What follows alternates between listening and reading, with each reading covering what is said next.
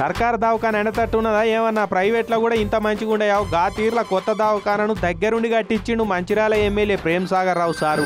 మొన్న దవాఖాన్ల మంత్రి దామోదర్ సారు, పైసల మంత్రి బట్టి సారు, ఐటీ మంత్రి శ్రీధర్ బాబు సారు ముగ్గురు మంత్రులు పోయి దవాఖానకు రిబ్బన్ కటింగ్ చేసిరు. 30 పడకల ఈ కొత్త దవాఖానను చూసి మురుసుడే కాదు పరిశాన్ అయిపోయారట. ప్రేమ్ సాగర్ అన్న ప్రేమంతా కనబడుతున్నది కాదని దవాఖానలు అనుకుంటా కారెడ్డాలు ఆడిరట మంత్రి సార్లు.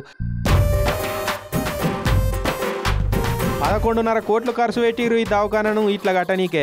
ఇక మొత్తం 25 రూములు, 2 ఆపరేషన్ థియేటర్లు, జనరల్ వార్డు, కాన్పు రూములు 2, 30 బెడ్లతోటి మగోళ్ళు ఆడోళ్ళ వార్డులు, x ray room, post mortem room లేంది లేదిగా పుట్టిన దగ్గర నుంచి పోతే వాడేసి దాకా అన్ని తీర్ల సవలతులు ఉన్నాయన్నట్టు. మరి దవాఖాన కట్టిరు సరే కానీ డాక్టర్ల సంగతి ఏంటంటే ఇప్పుడైతే 8 మంది డాక్టర్లను పెట్టిర్రు, స్పెషలిస్టులో 4 ఉన్నారు. మొన్నటిదాకా ఈ దవాఖానను శవాల దవాఖాన అని ముద్దుగా పిలుచుకుందరు లక్షెట్టిపేట దిక్కు జనం.